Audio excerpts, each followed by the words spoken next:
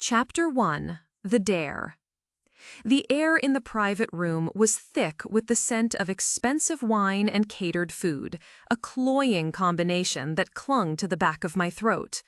5 years into our marriage, Julian had always been the paragon, the flawless husband in the intricate tapestry of our social and professional lives.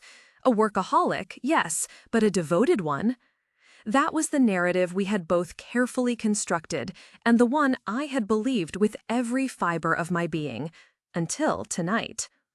It was a company retreat, one of those mandatory fun events designed to foster a sense of camaraderie that always felt more like a performance. I was tired, the day's activities having worn down my patience to a fine, brittle edge. All I wanted was a quiet meal and the sanctuary of home. But then a girl slipped into the seat beside me, her presence a bright, jarring note in my muted state. As I shifted, someone nearby offered a hasty warning. "Hey, Clara, that's our VP, Seraphina Valerius. Give her some space." I managed a polite, weary smile. "It's quite all right. We're all here to unwind. Let's just enjoy ourselves." The girl, Clara, had already settled in. She was undeniably pretty, with wide, doe-like eyes that seemed to drink in the world with an insatiable curiosity. They sparkled when she smiled, a picture of such crystalline, guileless innocence that it felt almost weaponized. "You're new here?" I asked, my voice a little hoarse. She extended a hand, her grip surprisingly firm. "Yes, I'm the new intern, just turned 21.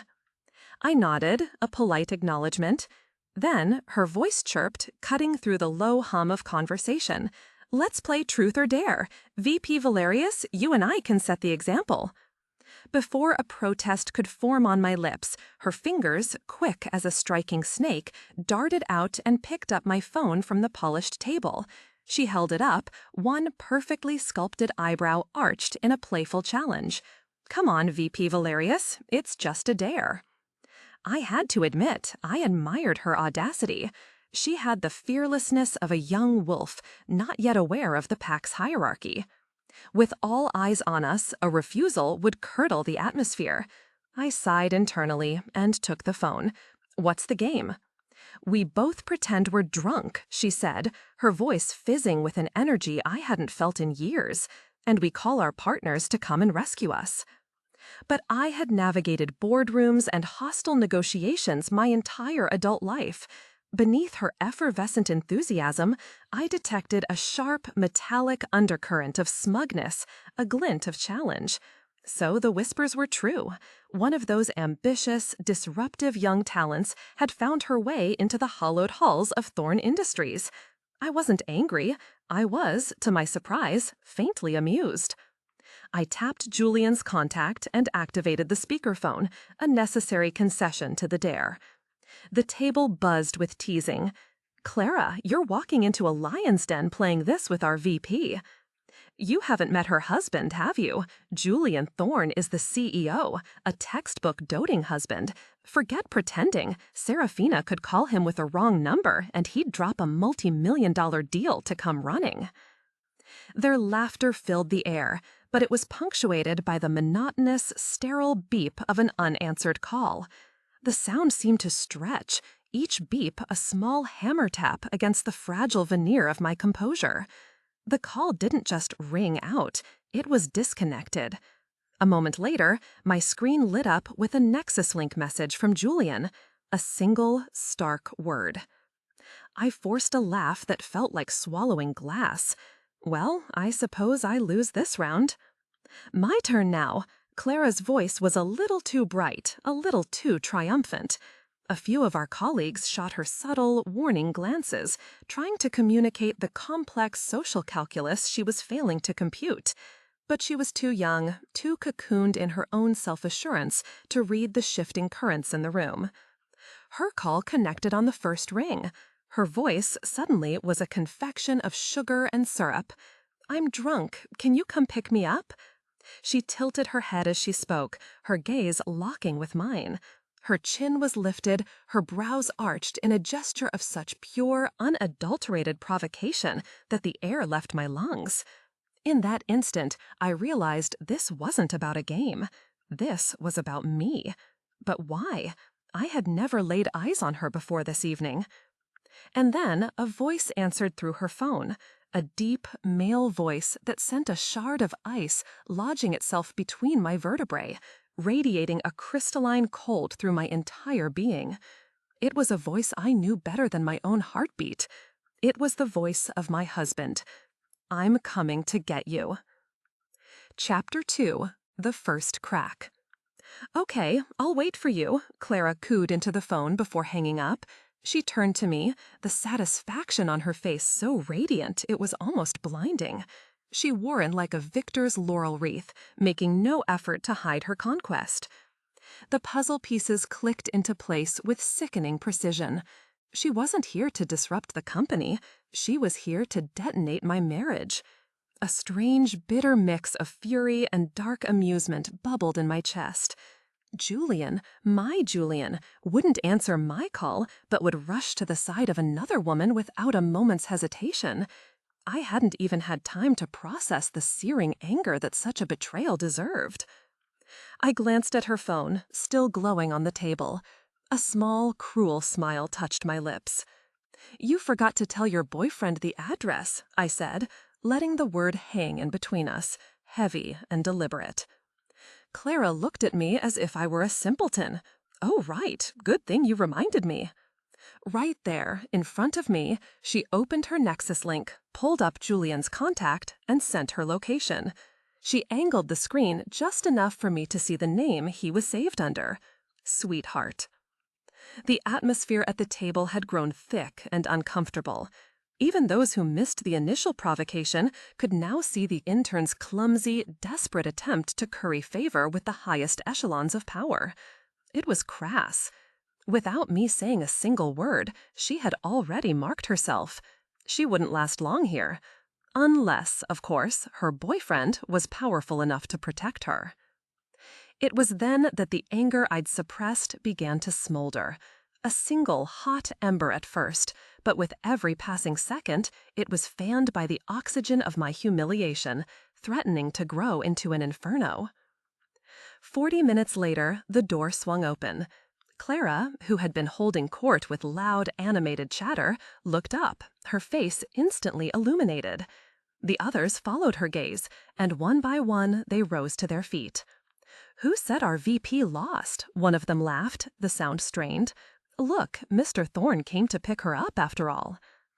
Julian entered with his usual polished grace, his smile a familiar, gentle curve.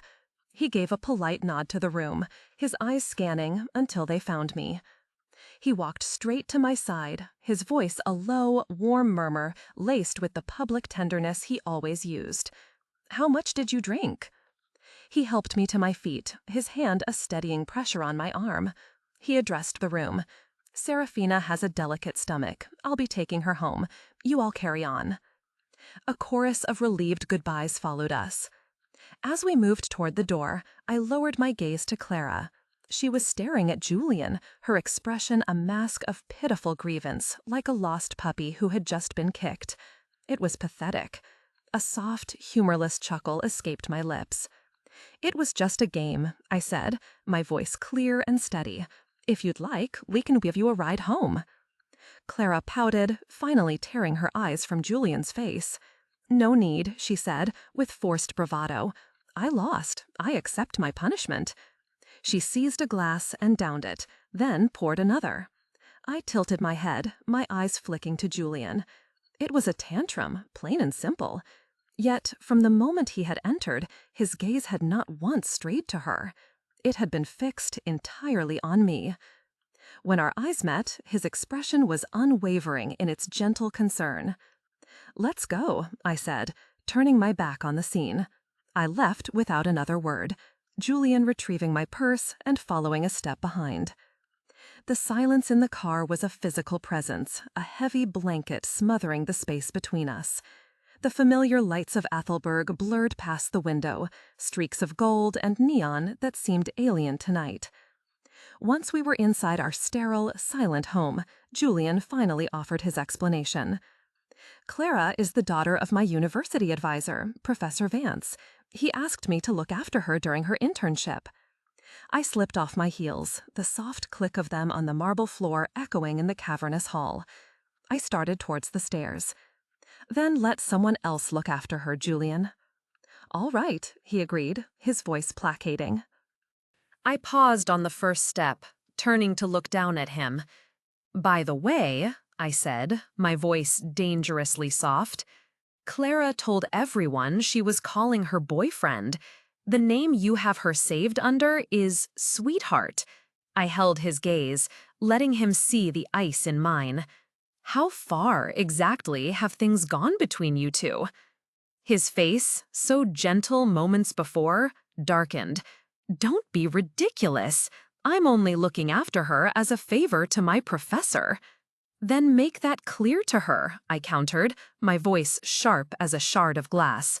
Don't let her entertain the delusion that she has any chance of coming between us. She is a child who doesn't understand professional boundaries. But you, Julian, you are an adult. You should. I turned and descended the stairs, not waiting for a reply. I went through the motions. The bathroom, the bed, the lights extinguished, a robot programmed for a routine it no longer felt. He climbed into bed behind me, his arms wrapping around my waist in a familiar embrace that now felt foreign. Still angry, he whispered, his long fingers sliding beneath the silk of my nightgown to rest on my stomach. I'm sorry. I didn't mean to upset you. I only went because she's young and new to the city. I was worried something might happen, and I couldn't face her father. But you're not like her. You're Seraphina. You're strong. You would never let yourself be in a vulnerable position. Strong. Invincible. It was the armor I had forged for myself. But in that moment, under the weight of his words, the softest part of me, the part I kept hidden from the world, stirred with a painful throb. I turned, burying my face in the hollow of his chest, the scent of him a torturous comfort. Julian, I whispered, the sound muffled by his shirt. I'm still human. I have moments of weakness, and in those moments, all I want is for the person beside me to be you. He held me tighter, his grip almost desperate. I know. There won't be a next time. I promise. I'll make her apologize to you tomorrow. I nodded against his chest, wanting to believe it. Oh, how I wanted to believe it. Chapter 3. The Bet. The next morning, the city was draped in a cool gray mist. I was in my office, a glass-walled sanctuary high above the streets of Ethelberg, when Julian appeared at the door. Clara trailed in his wake. Clara, Julian said, his voice calm and authoritative, apologize to your sister-in-law. She stepped forward, a smile of blinding sweetness plastered on her face. Sorry, Sari, she chirped, the nickname grating on my nerves. Last night was my fault. Please don't be mad, okay? You're older and wiser. Don't hold a grudge against little old me. She fluttered her eyelashes. I just say silly things sometimes. Can't you just treat it like childish nonsense? Julian's voice was firm. Change the contact name. Without missing a beat, Clara produced her phone and, right in front of my eyes, changed Sweetheart to Julian Bro. She held it up for my inspection. See? All fixed. It won't happen again. Good, Julian nodded. Now go back to work. But Clara wasn't finished. She glided to my side and linked her arm through mine with a nauseating familiarity. Nope, I have so much to talk to Sari about. Girl talk. You wouldn't get it. Shoo, get out of here. Julian's brow furrowed. Clara unlinked her arm, only to drape it casually over my shoulder. What? She teased. Afraid I'll bully your precious wife? Am I really that intimidating? Besides, she added, her tone laced with a subtle poison, Sari here is so much more mature than I am. How could I possibly bully her? Just then, Julian's phone rang. He was, as always, busy. He murmured something to me, shot Clara a long, heavy look, and then he was gone. The moment the door clicked shut, the performance ended. Clara circled around my desk and sank into the visitor's chair, her gaze sweeping across my office. "This office is massive," she commented. "You really are the career woman type, aren't you?" A wave of profound revulsion washed over me. "I'm busy," I said, my voice like ice. Her next words were dropped into the sterile air like a stone into a still pond. "I like Julian." I didn't even look up from my documents. "I know. Now, please leave." She was clearly taken aback by my lack of reaction. A beat of silence, then, "I said I like your husband. Aren't you going to react at all?" I almost laughed, a dry, humorless sound. "Because you are not the first woman to try and become Julian's mistress. A man like Julian, powerful, handsome, successful, he was a magnet. I had always been aware of the moths drawn to his flame, just as he was aware of the men who orbited my own. But in 5 years, our bond had felt inviolable, a shared trajectory built on mutual respect and unwavering commitment. We saw the effort in each other. But Clara believed she was different. "You don't think I'm like those other women, do you?" she said, a smirk playing on her lips. She possessed the relentless, headstrong energy of someone who had never been told no, who had never faced a real consequence. "Let's make a bet," she declared, leaning forward, her eyes gleaming. "Give me 3 months. I swear I'll win him.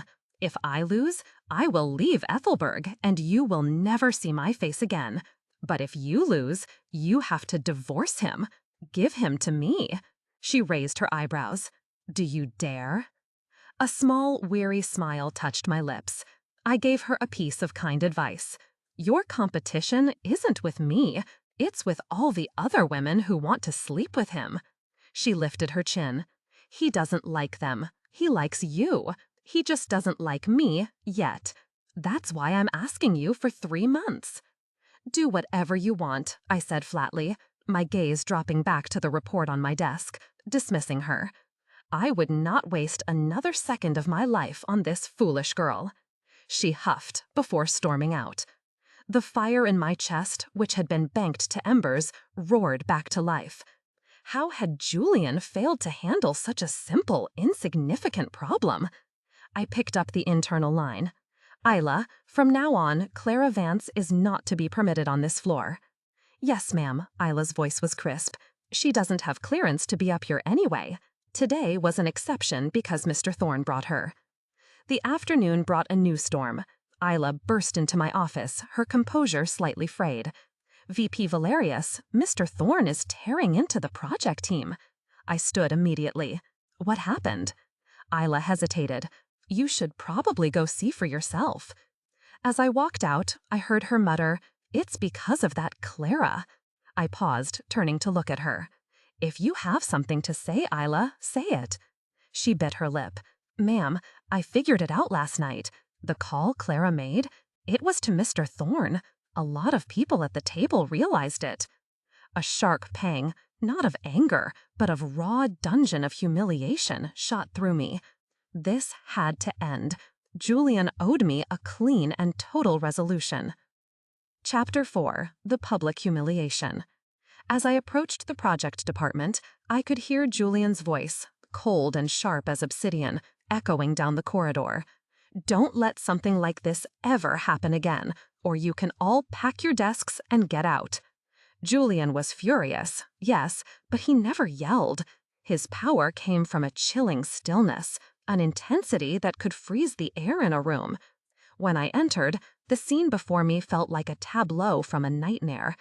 The entire team stood with their heads bowed, while Clara Vance stood beside him, her hand tugging gently at the sleeve of his tailored suit. "Don't be mad, Julian," she murmured, her voice laced with false concern. "I'm okay. They wouldn't have bullied me for no reason, right?" Julian turned to her, and then his eyes found mine across the room. The look on his face was hard, glacial. He walked slowly toward me, the sound of his footsteps the only noise in the dead silent room. Then, in front of everyone, he made his pronouncement. "From this moment forward, Clara Vance is my special assistant. "Clara, bring your things upstairs." "Oh," she chirped, her face breaking into a triumphant grin. She practically skipped off to gather her belongings. Julian turned back to the frozen sea of faces. "Did everyone understand what I just said?" "Yes, yes, Mr. Thorne, we understand," came the mumbled chorus. A moment later, Clara returned, a small box in her arms, and beamed up at Julian. "Let's go upstairs." He didn't even glance at her. His gaze, unreadable and cold, was locked on mine. "You go on ahead," he told her. He turned back to me. "My office. We need to talk." I deliberately broke his gaze and addressed the room, my voice calm and even. "It's fine. Everyone, get back to work." But no one moved. They were waiting for the signal from him. I broke the suffocating silence myself. I was the one in the wrong for overreacting. All of you, back to work. Only then did they slowly, cautiously begin to retreat to their desks. I turned to the department manager. "I'm still waiting on that revised proposal." With that, I turned on my heel and walked out. Julian followed me all the way back to my office. Once inside, he closed the door, the click of the latch sounding like a gunshot. "I told you," he began, his voice tight with controlled fury. "Clara is my professor's daughter. I am looking after her out of respect for him. There is no need for you to make things so difficult for a young woman just starting her career over something so trivial." I sat down, feeling a strange, detached calm settle over me. "Difficult?" I asked, my voice dangerously quiet. "Tell me, Julian, how precisely did I make things difficult for her?" He paced in front of my desk. "If it wasn't because of something you said, why would an entire team of senior staff go out of their way to target a new intern? This company does not tolerate workplace bullying, Seraphina, especially not when it is instigated by you." He exhaled, a harsh, frustrated sound. "This is the first time. You are not just the VP, you are my wife. Of course I have to give you some leeway." He tapped his index finger on the polished surface of my desk, 3 sharp raps, an unmistakable warning. "But there will not be a second time." The air in my lungs felt thin, insufficient, but I laughed, a brittle, broken sound. "There won't be a next time? And if there is, what then, Julian? Will you hit me? Divorce me?" "Seraphina," I cut him off. "First of all, I never instigated anyone. They saw what happened at dinner. They heard her call her boyfriend, and they saw you answer. They were defending me, your wife. Your outburst just now was punishment enough. Don't punish them further." I leaned back, my chair groaning in protest. "Accusing me without even asking for my side of the story? That was your first mistake." I stared him straight in the eye. "So let me return your words to you. There won't be a second time. And Julian, I don't want Clara Vance as your assistant." He looked like he wanted to argue, but I cut him off again. "Leave, I'm busy." He stared at me for a long, silent moment, then turned and walked out. My chest rose and fell in rapid, shallow breaths. The fire inside me was no longer a fire. It was a forge, burning white-hot with a fury so pure it felt cleansing. I was not angry because of Clara. I was angry because Julian had allowed Clara to become the hammer that was shattering my peace. I stared at the documents on my desk, the words blurring into meaningless shapes. I hated this feeling. This had to be resolved, completely. And with that thought came another, surfacing from the deepest, coldest depths of my heart. Maybe Julian Thorne is no longer someone worth loving. The idea was terrifying. I instinctively recoiled from it. Just then, my office door was shoved open with such force that it slammed against the wall. Clara stormed in, her face streaked with tears. "Seraphina Valerius!" she shrieked. "Who gave you the right to stop me from being Julian's assistant? What are you so afraid of?" I looked past her, at Julian, who had followed her in. "Julian Thorne," I said, my voice devoid of all emotion. Is this truly something you are incapable of handling? At the very least, she is your subordinate. She has no clearance to be in my office without an invitation. Surely you don't need me to teach you that. My voice was ice. Get her out of here. Julian's expression turned colder than I had ever seen it. For the first time in 5 years, he looked at me with something that resembled pure ice. Clara, that's enough. Go back to work. He gave me one last, lingering look, then turned to leave. Clara, though her face was still wet with tears, allowed a smug, victorious smile to curl her lips. Then she spoke. "Since you don't like me, Sari, I guess I'll just leave." Julian's voice came from the doorway, low and emotionless. "You are my assistant. You don't need anyone to like you." "Julian, please don't say that." Clara's voice trembled with theatrical pain. "I'll leave." She covered her mouth and ran out, sobbing dramatically. Julian turned back to look at me. I met his gaze, my own a blank, unyielding wall. "Isla," I called out. My assistant appeared instantly and closed the door, cutting off our connection. In that moment, the fire in my chest did not blaze hotter. It simply went out, leaving behind nothing but cold, hard ash. I knew with a certainty that was absolute that Julian Thorne was no longer worth loving. And I was no longer afraid of that thought. I didn't resist it. I embraced it. I picked up my phone and dialed the number of my personal attorney. Chapter 5: The Unforgivable Word. That night, for the first time in our 5-year marriage, barring business trips, Julian did not come home. I lay alone in the vast, empty expanse of our bed, the sheets cold beside me. Sleep was a distant shore I couldn't reach. There was a dull ache in my chest, a phantom limb of sadness for what was lost. But overriding it was a cold, sharp-edged anger, an unwillingness to accept this. Who was he to make me suffer like this? Just a husband, not an irreplaceable necessity. If this one was broken, I would simply discard him. The next morning, my reflection in the mirror was a stranger with tired eyes. I masked the fatigue with a flawless layer of makeup, dressed in razor-sharp tailoring, and walked into Thorne Industries looking every bit the radiant, untouchable executive. I saw Julian at the morning meeting. His expression was a thundercloud, his mood palpable. I glanced at him once, a brief, impersonal assessment, and then took my seat. We did not exchange a single word. At noon, Isla brought my lunch. "VP Valerius," she began, hesitating. "People are talking." "I know," I said flatly. Of course they were. The rift between the CEO and the VP, husband and wife, was a tectonic fault line running through the company. But I found I didn't care. I had come to Thorne Industries after our marriage, an arrangement made by our families. My own family's empire, Valerius Holdings, did not yet require my full attention. Our companies were intertwined, but my stake in Thorne Industries was a mere 3%. If we divorced, I would sell it. I would buy back the 3% of Valerius Holdings he controlled. Business would continue. We might not work as husband and wife, but we could still function as partners. The thought brought a strange, liberating relief. That afternoon, a call came from an unknown number. It was Professor Clara Vance, Clara's father. He said his daughter had caused some trouble and invited Julian and I to dinner. I agreed. A child's failings are the parent's responsibility.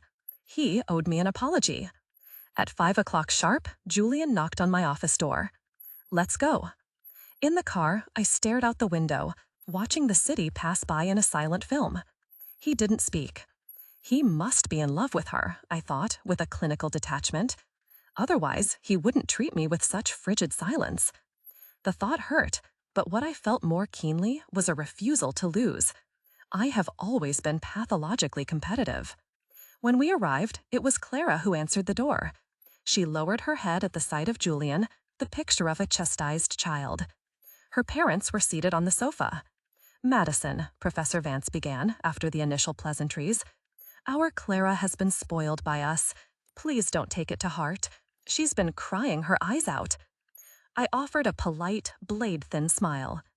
Honestly, Professor, someone like your daughter may not be suited for the modern workforce. Perhaps it's better to keep her at home, where she can be comfortable. Out there, I let my gaze drift over Clara, no one will cater to her tantrums. Seraphina, Julian said my name, softly, a warning. I smiled at him, unbothered, and turned back to the professor.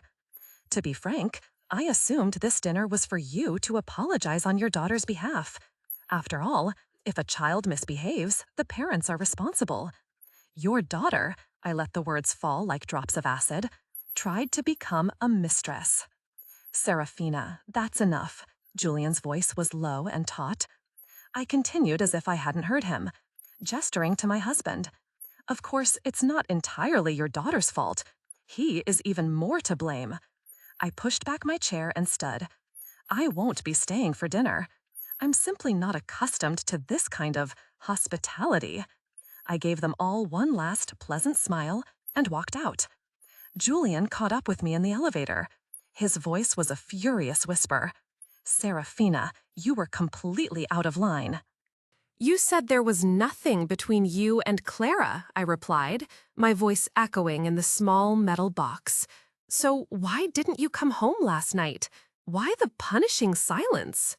His voice was sharp, because you were wrong. Oh, I said, genuinely curious. And what precisely was I wrong about? Did I wrongly accuse you of an affair? Julian, don't tell me you haven't noticed her feelings for you. If you need proof, check the surveillance footage from my office. She confessed everything. She bet me she could win you in 3 months. I laughed, a hollow, empty sound. You didn't come home. You ignored me. Was that your punishment? I faced him. Let me ask you, Julian, between me and your professor and his daughter, who matters more to you? In this situation with Clara, I continued, I have done nothing wrong. She provoked me, and as my husband, right or wrong, you should stand with me. You don't get to be a neutral judge. There is no balance to be struck between me and the Vance family. You are supposed to lean towards me, always. He let out a short, incredulous laugh. So what you want is for me to indulge you unconditionally? Seraphina, you are not a child. Can you stop being so unreasonable? Unreasonable. The word hung in the air, sucking all the oxygen out with it. It was the final, fatal blow. He wasn't just disagreeing with me. He was fundamentally dismissing my pain, my perspective, my very being. In that moment, the last embers of my love for him turned to dust. That's not how I live my life, he said. I shrugged, a gesture of profound indifference. Fine, I don't expect it. The elevator doors slid open. If you won't stand by me, plenty of others will. And if not, I will always stand by myself. I walked out into the cool night air, leaving him behind in the brightly lit box. Chapter 6. The Point of No Return. Home was no longer the sterile, silent house I shared with Julian. Home was my parents' sprawling estate, a place of warmth and unconditional acceptance. The moment they saw my face, they knew. Did you and Julian have a fight? My mother asked, her eyes full of concern. My father, ever the pragmatist, chuckled. Julian Thorne actually knows how to argue? That's a first. Tell us everything. I collapsed onto the familiar sofa, shedding the powerful, armor-plated persona I wore for the world. Here, I could be just Seraphina. I told them everything, from the dare at the retreat to the unforgivable word in the elevator. When I finished, a heavy silence settled in the room. I never thought Julian could be so profoundly stupid, my father muttered. Cheating is cheating, my mother said, her voice sharp. Even if it wasn't physical, his emotional loyalty was clearly elsewhere. Don't make excuses for him. She turned to me, her expression softening. Let's hear how Seraphina feels first. I want a divorce, I said, the words tasting of cold, clean finality. I've already spoken to my lawyer. Their faces grew serious. "Are you certain, darling?" my mother asked. "We don't want you to suffer, but we also don't want you to make a rash decision." "It isn't rash," I said firmly. "I don't love him anymore. When I fall out of love, it is swift and absolute. I have zero tolerance for betrayal, physical or emotional." My father nodded slowly. "If that's how you feel, then leave it to me." "Dad, no," I said quickly. "Don't go talk to him. I've made up my mind. If you go, it will look like I'm not over him." "Don't worry," he said, a grim look in his eyes. "I know what I'm doing." I stayed at my parents' house, sleeping in my childhood bedroom. I didn't sleep well, but it was a restful peace, far better than the suffocating silence of the house I'd shared with Julian. The next morning, I arrived at Valerius Holdings, my own company, feeling energized and focused. Isla, who had seamlessly transitioned to working with me here, came in with my morning briefing. "VP Valerius, Mr. Thorne has left on a business trip. Indefinite return." I nodded calmly. Let him stay gone. On the third day of his absence, Clara Vance had the audacity to request a meeting. I refused. So she showed up at my office building, shameless enough to wait for me in the lobby. Fine, I would hear her out. She greeted me with a triumphant smile. "Julian's not on a business trip, you know. He just wants to live separately from you. Seraphina Valerius, you lost. According to our bet, you have to divorce him and give him to me." Throughout this entire ordeal, my anger had been a laser focused on Julian.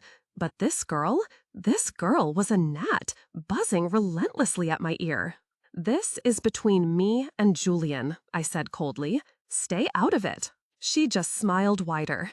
"Even if you two are gods at war, if a mere mortal like me can cause that war, well, that's my talent, isn't it?" I stared at her for a long, quiet moment, taking in the gleam in her eyes. Then I nodded slowly. "Fine, if you are so determined to involve yourself in this, I won't stop you. Just don't regret it." Back in my office, I made a call. I asked for a full background check on Professor Alistair Vance.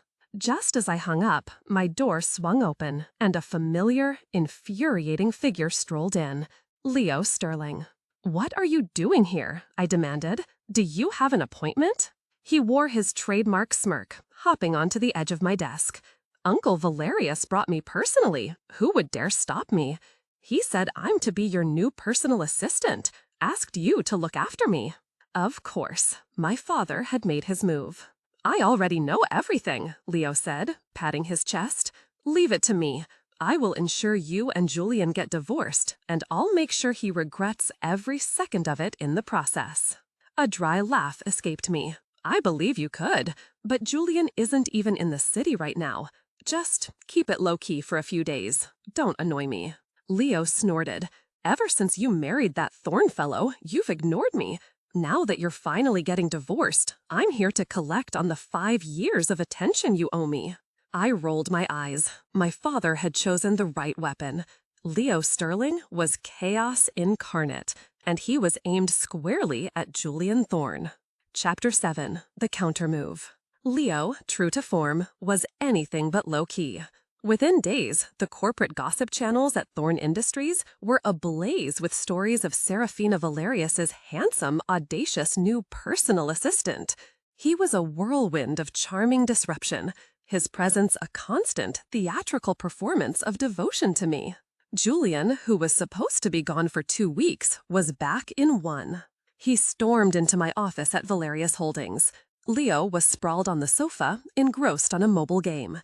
Julian shot him a look of pure venom. "Leave," he commanded. Leo paused his game and theatrically scurried to my side.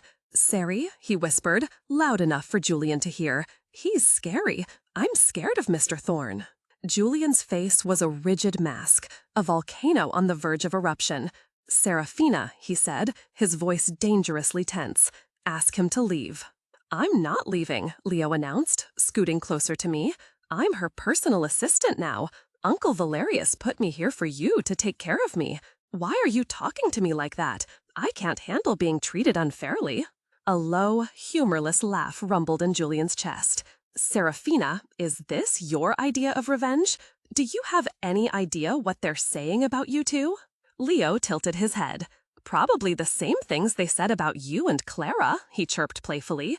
Except they should know better. Seraphina isn't that kind of person. But I am. I want to come between you. I want to be the other man. Julian clearly didn't take him seriously. But then Leo's tone dropped, his usual levity vanishing. I'm not joking, he said, his expression turning serious, a rare sincerity in his eyes. I have loved Seraphina since we were children, always. Julian, if I had been old enough to marry her back then, you would never have had a chance. He stepped right up to Julian, closing the space between them. But I'm an adult now, and I am telling you directly, I want to be Seraphina's husband, so you two should go ahead and divorce. Stop standing in my way. In a flash of movement, Julian's fist shot out toward Leo's face. I jumped up, rushing forward, but Leo, quicker than he looked, caught Julian's punch midair. I shoved Julian hard. What the hell do you think you're doing? The calm, composed man I have married was gone. In his place was a stranger with raw, volatile anger blazing in his eyes. Didn't you hear what he just said? I did, I replied, a faint, unconcerned smile on my face. But my father told me to take care of him, so you are not allowed to hit him. Comprehension finally dawned on Julian's face. So this is all revenge?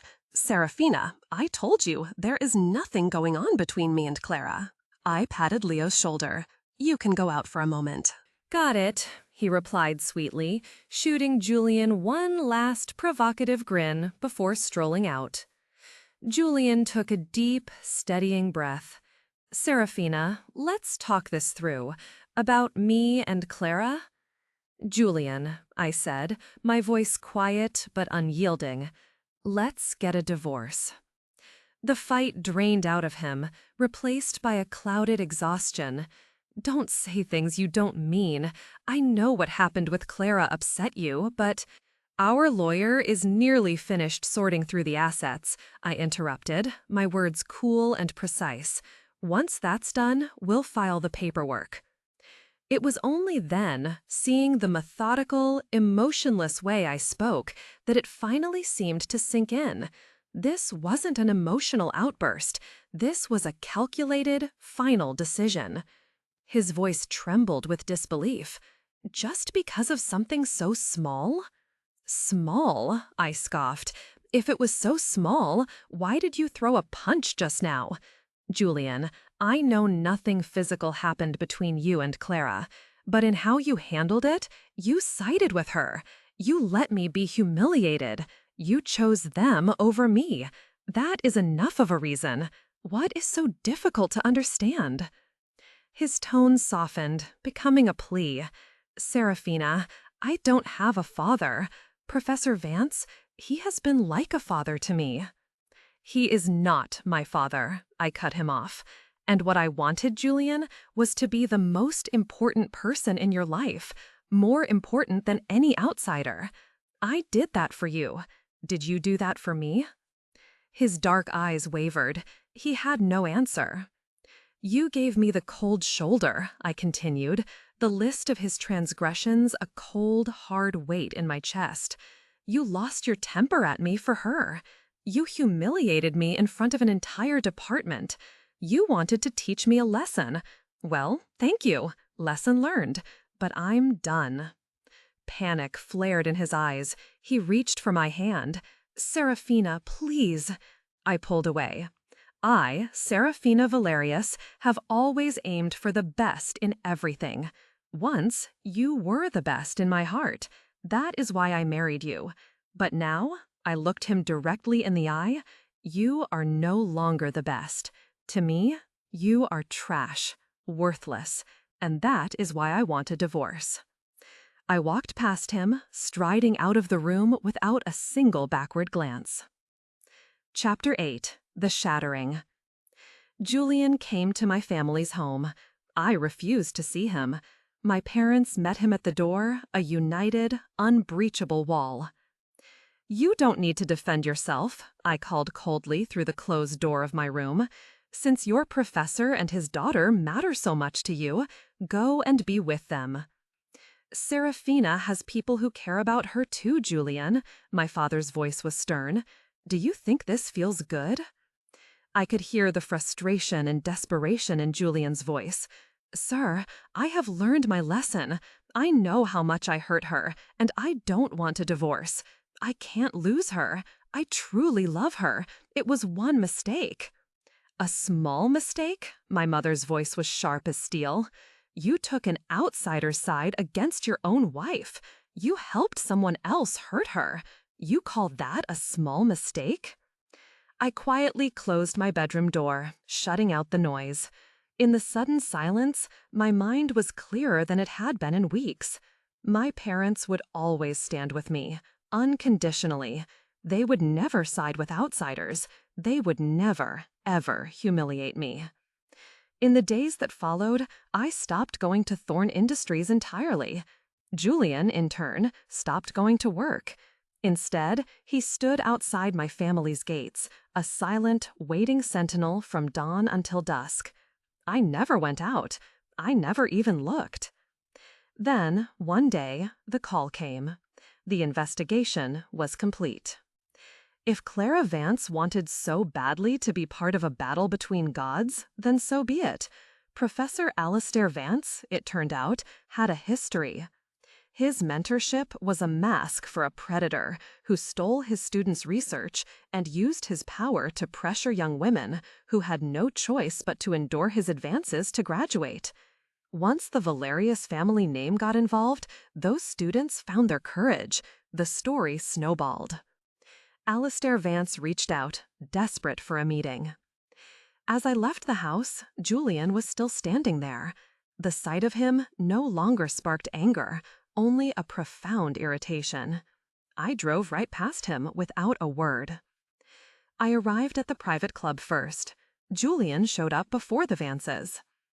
Seraphina, give me 10 minutes, he pleaded, his voice rushed, desperate. I know I hurt you. I was wrong. I was confident I could handle Clara's feelings and stay true to you, but I was arrogant. I'm only human. I have moments of weakness. I swear it was the first and last time. Please forgive me. He sat beside me, reaching for my hand. We've been married 5 years. You know I love you. Who told you that being human gives you the right to be weak? I asked quietly. I wasn't weak. I was completely devoted to you. Even now, I can face my feelings. I loved you. Deeply. Passionately. I emphasized the past tense. But that is in the past, Julian. I don't care anymore if you love me, because I no longer love you. His eyes turned red, a shimmer of unshed tears in their depths. He couldn't accept it. Just because I lost focus for a moment? That's right, I nodded. Just because of that. I told you, I only want the best. You are not the best anymore. Just then, the door swung open. Alistair Vance entered, dragging a pouting Clara behind him. Julian, help me, he cried. Talk to your wife. Don't let the university expel me. But Julian cut him off, his voice cold. You have no right to speak about my wife. I stood up, irritated beyond measure. You 3 can talk this out. I'm leaving. I brushed past them and walked out. Julian chased after me, but behind us, the sharp crack of a slap echoed, followed by the professor's furious shout. Chapter 9. The Final Severance. Julian still refused to sign the divorce papers. In the end, I had my lawyer drag him to the Civil Affairs Bureau.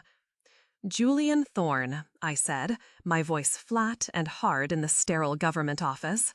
If you don't sign, they will witness your refusal and file it as consent anyway. Sorry, ma'am, that's not allowed, the nervous clerk interjected. Stay out of this, I snapped. I am getting a divorce. That's final. I turned my glare on Julian, signed the damned paper. I don't love you anymore. If you keep dragging this out, it's just pathetic. Do I have to gag at the sight of you before you'll finally let go? With hands that trembled visibly, Julian picked up the pen. All right, he whispered, his voice cracking. I'll sign. He scribbled his name, tears streaming down his face. What right did he have to cry? I hadn't shed a single tear through all the sleepless nights, and now he was the one feeling sorry for himself? Done, the clerk said, stamping the documents. They handed me my divorce certificate. I took it and walked out without looking back. Seraphina, he called after me, I still can't accept it, that we're divorced over one mistake. Can't you give me another chance to win you back? Good horses don't turn back to graze on wilted grass, a familiar, cheerful voice chimed in. Leo appeared from nowhere, wrapping an arm around mine. There are plenty of men in the world, Siri. Why should he get two chances? He didn't treasure you the first time. That's on him. He steered me toward his car. Let's go. We're done talking to him. A few days later, Julian came to my office at Valerius Holdings. He handed me a stock transfer agreement. These are the Valerius Holdings shares. They're yours, he said, his voice hollow. And the 3% you hold in Thorne Industries? Keep it. It was always meant to be yours. I took the agreement and signed it without hesitation. That's it, I said. You can go. His eyes were red-rimmed. I know you don't love Leo, he said softly, but you don't love me either. I especially don't love you, I said with disdain. I waved him off. Don't bother. He stared at me for a long moment, then walked away. At the door, he stopped. Clara Vance has been fired, he said. Clara didn't pass her internship. I've cut all ties. I won't see them again. I said nothing. Only then did he finally leave. Back in my office, Isla buzzed me. Ma'am, Julian Thorne just left. Don't let him in again, I replied blandly. If I run into him in public, that's one thing. But on my turf, he's never setting foot in here again. Once you're out forever. That's my rule.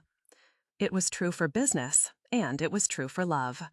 There are plenty of men in the world, but whether for love or for fun, Julian Thorne would never again have a place in my life, because he was no longer the best, and I, Seraphina Valerius, deserve only the best.